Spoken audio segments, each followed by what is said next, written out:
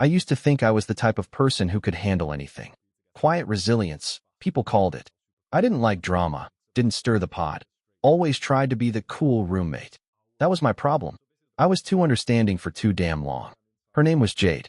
Petite, pretty, with that effortless TikTok baddie aesthetic, lashes always on, hair in a perfect messy bun, and a voice that made every sentence sound like a sigh. She was introduced to me by my friend Kayla, who swore she was super low maintenance and just needed a place fast. I should have known better.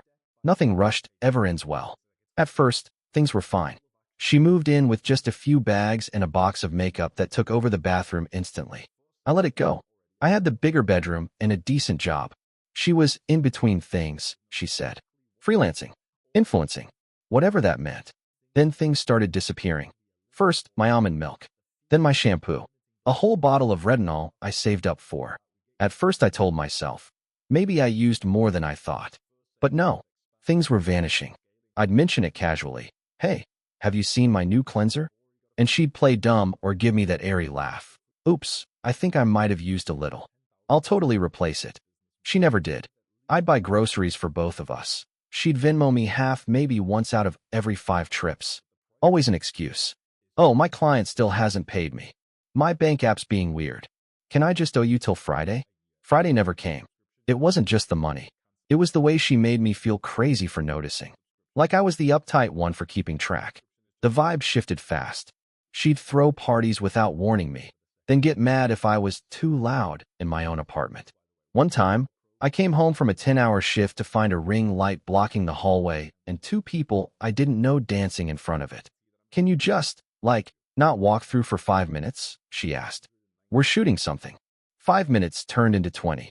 It got worse with the bills. I put everything under my name. Rookie mistake. At first, she said she'd split everything. Of course, babe, duh. But every month it was a new reason. Can you just cover this one? I'll pay double next month. Wait, didn't I already send you something for Wi-Fi? She hadn't. By month 4, I was sinking. I'd maxed out my credit card to keep the lights on. I told her we needed to talk. She rolled her eyes so hard I thought she'd dislocate something. I didn't realize you were keeping score, she said. That's kind of toxic, don't you think? That word, toxic. She weaponized it like a dagger. Made me feel guilty for standing up for myself. I almost cried that night. Not because of the money. Because I felt invisible in my own home. Like I'd been tricked into being someone's unpaid assistant, chauffeur, and financial support line. But that night, something shifted. I looked at the stack of overdue bills. The pile of Amazon boxes addressed to her, including a brand new $400 vanity. And I made a decision. I wasn't going to argue. I wasn't going to beg. I was going to end this on my terms. First, I started collecting evidence. Nothing illegal, just smart. Screenshots of every "I'll pay you later" text. My Venmo requests, all marked declined. Photos of her shopping sprees while telling me she was broke. I even recorded one voice note she sent where she said, I know I'm behind, but you're so stable. You can handle it, right? Stable. Like that excused everything. Next, I took care of the debt. Worked overtime, sold some stuff I didn't need. Paid off every last cent. Then I called every company, electric, water, internet, and told them I was ending service. Because I was moving out. And I was. Just not yet. While Jade filmed dance videos and vlogs about her stressful adulting life, I packed in secret. Box by box. Bag by bag. I'd wait until she was out, then drive them to a storage unit near my new place. The night before I left, I cleaned the fridge. Taped an envelope to the inside with her name on it. Inside, a full accounting. Every missed bill. Every screenshot. A note that read, Since you love being the main character, here's your spotlight. Good luck running a household. Then I left. Blocked her on everything. Phone, Instagram, TikTok, even Venmo. Ghosted the group chats we shared. Gone. I didn't hear anything for 2 days. Then the texts started rolling in, from mutuals. Jade says you ditched her. She's posting cryptic stuff about betrayal on her story. One friend sent me the screenshot. Black background, white text. Imagine thinking someone's your friend, and they just bounce when things get hard. Broken heart. No name. No tag. But I knew. A neighbor messaged me the next day. Hey, just so you know, she was outside screaming at someone on the phone. I think the power got cut. She kept yelling. I need Wi-Fi. I'm an influencer. I didn't respond. A week later, she sent me one last email from some weird burner account. Subject line, congrats. The body of the message? Just 5 words. That was cold and cruel. I stared at it for a long time. Then I deleted it. I thought that would be the end of it. But Jade wasn't done with me. At first, I felt amazing. That weird, light feeling when you're finally out of something toxic but don't realize how much it's been choking you until you breathe fresh air again. My new apartment was nothing special, half the size, older building, kind of drafty, but it was mine. Quiet, no ring lights, no TikTok drama. No passive-aggressive sticky notes or late-night whining about her haters. I slept through the night for the first time in months. For 3 days, it was bliss. Then I ran into Kayla. Remember Kayla? The mutual friend who introduced us? She showed up at my job.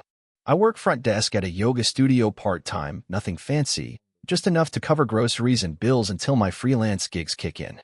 She strolled in like she had no idea what had gone down.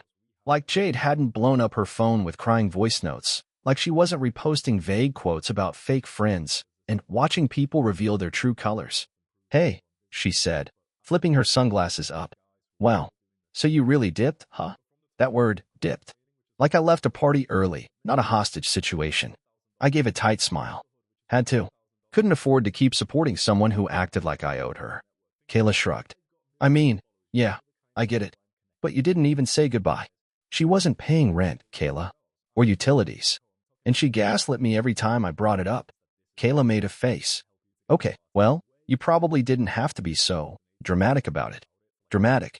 She said it like I was the villain in a Lifetime movie. Like Jade's 3 months of unpaid bills, stolen skincare, and constant manipulation was just a quirky phase. Like leaving was the real offense. That's when I knew Jade had already spun the narrative. To our circle, I wasn't the victim. I was the cold-hearted roommate who ghosted a struggling friend. I didn't argue. What was the point? Hope she finds someone else to mooch off, I said, and walked away. But it didn't stop there. A few days later, someone slid into my DMs. A girl named Taylor. Said she'd found me through a tagged photo from a year ago, some party Jade dragged me to. Taylor wrote, Hey, super random, but did you live with Jade R? I stared at the message for a full minute before replying. Yeah. Why? She didn't sugarcoat it. She's trying to sublet your old room. Told me she just got ghosted by her unstable ex-roomie and needed someone reliable. But something felt off. Found your IG and figured I'd ask. I told her the truth. Every ugly, ridiculous detail. Screenshots, receipts, the whole saga. Taylor's response?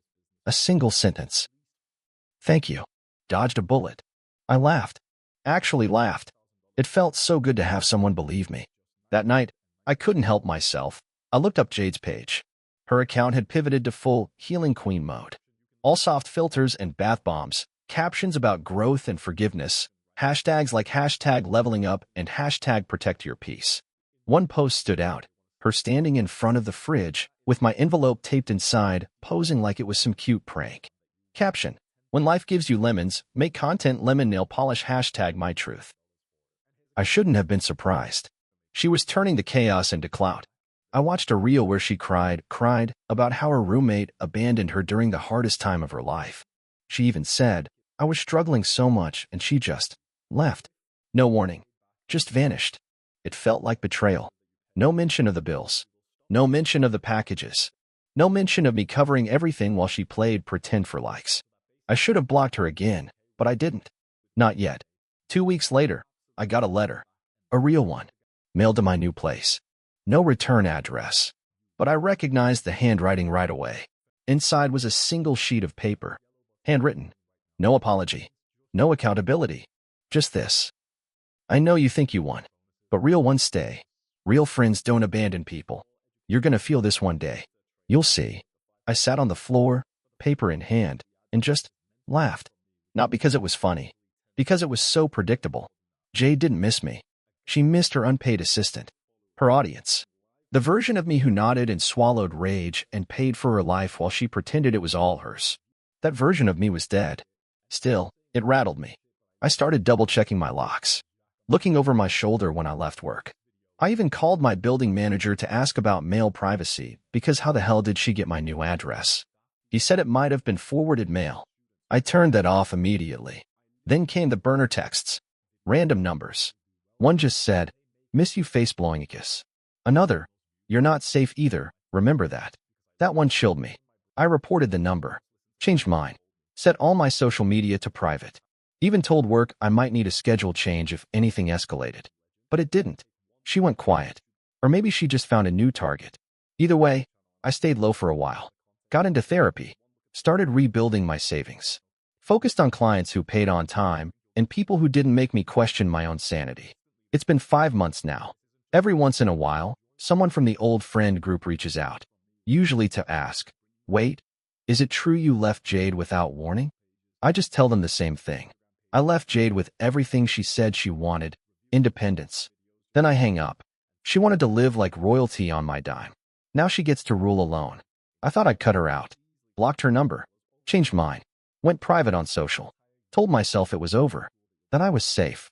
But when you've lived in someone's shadow long enough, when you've cleaned up after their mess, carried their weight, played side character in their chaos, something sticks. It wasn't just about Jade anymore. It was about me. About how long I'd let people like her rewrite my story. So when my old friend Mariah messaged me out of the blue, I almost didn't answer. "Hey," she wrote. "Did Jade ever pay you back? I think I'm next on her hit list." I blinked. Mariah and I weren't close. She was more Jade's friend than mine. The kind who'd repost her selfies and hype up her rants in comment sections. But that message felt different. Like she was cracking, too. We met up for coffee. Neutral ground. I didn't want her knowing where I lived. Mariah looked exhausted. Dark circles under her eyes, nails chewed raw. She sipped her latte like it was a lifeline. "She's been couch surfing," she said. "Told me her landlord was psycho, that you dipped and screwed her over with the lease." I let her stay for a weekend. I already knew where this was going. She's been here 3 weeks. Hasn't paid a dime. Eats everything. Uses all my stuff. Had some guy over without asking. Then yelled at me for walking in during one of their shoots. I nodded slowly. "That's Jade. She told me you were jealous. That you tried to sabotage her brand." I laughed. Out loud. Mariah shook her head. I didn't believe her. Not after I saw how she lives. The vanity, the ring light, the shopping bags. She says she's broke, but she spends like a Kardashian. I finally told her to leave. She trashed my place on the way out. Poured foundation in my laundry. Stole my AirPods. That last part made my stomach turn. "I filed a report," she added. But she blocked me. Now she's staying with some guy she barely knows. Keeps bragging online about manifesting abundance. That's what she always did. Burn a bridge and then brag about the ashes like they were art. After Mariah left, I sat alone, wondering why it still got to me. I wasn't scared of Jade anymore. Not really. But I was haunted by the part of me that let her in. That mistook chaos for charm. That ignored red flags because they came with compliments. I thought it was over. But then came the TikTok. It showed up on my feed like a bad omen. Mutuals had liked it, so it got pushed to me. A video of Jade sitting in someone's bedroom, tearfully narrating her trauma. Violins in the background. Talking about how she had no support system. How toxic roommates can destroy your mental health. How she barely escaped a narcissist who gaslit her into thinking she owed them. I froze. She was describing me. Not directly. She never named me. But the story was ours, twisted into fiction. I was the villain. The controlling, unhinged monster who tracked her expenses like a creep and bailed the moment things got hard. Thousands of likes. Hundreds of comments. OMG, same. Cutting off fake friends is self-care. You're so strong for sharing 2 hearts. I wanted to scream. To comment. To correct the record. But what would that do? Start a war? No. Jade didn't need truth. She needed attention. I wasn't giving her either. Instead, I started writing. Not publicly. Just for me. Every interaction. Every lie. Every time she flipped a script and made me question my sanity. I poured it all into a doc on my laptop. It became a kind of therapy. Like stitching up a wound from the inside out. But it didn't stay private for long. Because someone else saw her video, someone I hadn't heard from in years. A girl named Sasha. We'd worked together in retail back in college. Barely kept in touch. She DM'd me at 1 a.m. "Hey, is this about Jadar?" I stared at the message, heart racing. "I think so," I replied. "Why?" Her response came fast. She lived with me for a month after college. Same story. Didn't pay rent. Used all my stuff. Left without notice and told everyone I kicked her out for being too pretty. She even made a post about surviving a hostile living environment. I lost friends over that. I sat there, stunned. Sasha sent screenshots, old texts, photos of Jade's stuff dumped in her hallway. A message Jade had sent her boyfriend at the time, trying to get between them. It was like watching a rerun of my own nightmare, different set, same script. That's when it clicked. This wasn't just a Jade problem. This was a pattern. She'd been doing this for years, rotating through apartments, manipulating kind-hearted people, flipping every meltdown into content. A professional victim. I gathered the messages, collected what I could. I didn't want revenge. I just wanted confirmation that I hadn't imagined it, that I wasn't the only one. And then, from an old shared group chat, dead for months, I got a ping. It was Jade. Somehow, she'd rejoined, probably created a new number or account, and she sent one message to everyone. Just a reminder that truth always comes out. Some of you should be very nervous. No context, no names, but it was meant for me. I knew it. So did everyone else. And still, no one replied. Not a single person. I left the group. For good this time. That night, I sat on the floor of my tiny apartment, the quiet humming around me like a shield. I lit a candle, poured a glass of wine, and raised it, not in spite, but in celebration. Here's to peace. Here's to freedom. Here's to no longer playing a part in someone else's performance. I didn't plan on seeing her again. Honestly, after everything, I thought we'd just drift into different lives, me, rebuilding mine brick by quiet brick. Her, chasing new audiences and fresh drama. I figured she'd eventually fade out, find another roommate, another villain to blame for her chaos. That the story was over. But people like Jade don't exit quietly. It started with a job interview. Not mine, hers. I work remotely now for a digital marketing firm, and one of my side projects involves helping small businesses run background checks on influencers they plan to hire for brand deals. It's boring work, honestly. Usually just verifying engagement, confirming followers aren't bots, that sort of thing. Then one day, a client sends me a list of potential ambassadors they're considering for a skincare launch. I scroll through the profiles, and there she is. Jade. Rebranded again. New handle. Slightly different spelling of her name, but unmistakable. Same smirk. Same captions about healing and stepping into her power. I don't say anything. Just flag her profile with a red mark. Potential conflict of interest. Please inquire for details. The client emails back. Can you elaborate? So I send them a concise, professional breakdown. No drama. No venom. Just, this creator has a documented history of interpersonal and financial disputes with multiple former roommates and collaborators. Please proceed with caution. 2 days later, they email back. Thanks. We're going with someone else. That should have been the end of it. But Jade noticed. I don't know how, maybe the brand told her. Maybe she saw the job disappear and guessed why. But a week later, I got an email. From her. Subject, are you serious? The message? You really can't move on, can you? You're still obsessed with ruining me. I'm out here healing and building a life, and you're still playing victim. I should have known you'd hold a grudge forever. Just admit it. You miss me. I didn't reply. She sent another one, a day later. Just wait. You think you're untouchable? You think people won't find out who you really are? And that was the moment it hit me. She wasn't going to let me go. She needed me. Not as a friend. Not even as an enemy. As a character. A name to use when she needed sympathy. A villain to blame when her life fell apart. So I made a choice. I gathered everything. Every message. Every screenshot. Every receipt. I made a folder. Not to leak. Not to expose. Just to have. In case she ever crossed the line again. Because I was done reacting. Done explaining. But I wasn't going to be defenseless. Then came the podcast. A mutual acquaintance, someone we'd both known in passing, launched a Toxic Roommate Stories series. I listened out of curiosity. And there it was. Her voice.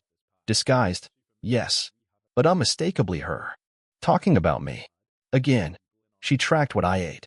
She canceled utilities without warning. She left me with nothing. All lies. But delivered with tears and dramatic pauses. Like it was gospel. I considered messaging the host. But what would that do? Just fuel the fire. So I did something different. I pitched my own story to a different platform. Anonymously. No names. Just truth. They accepted it. The episode aired. No viral moment. No explosion. Just quiet, steady listens. DMs from people who'd been through the same thing. One woman wrote, "I didn't know anyone else had survived someone like her. Thank you." I cried when I read that. Not because it was emotional, but because I finally felt seen, not as Jade's sidekick or her scapegoat, but as a full person, with my own voice. And that brings us to now. She still posts. I still see mutuals resharing her stuff. I don't engage. Don't comment. I live my life. I light my own candles. I pay my bills. I enjoy my peace. A few months ago, I heard she got evicted again. Someone tagged me in a thread. Remember that healing queen? Her roommate just went off in the comments. Said she hasn't paid rent in 3 months. I didn't laugh. I didn't smirk. I just closed the app because I've realized something. Jade doesn't live in the real world. She lives in stories, and I'm not in hers anymore.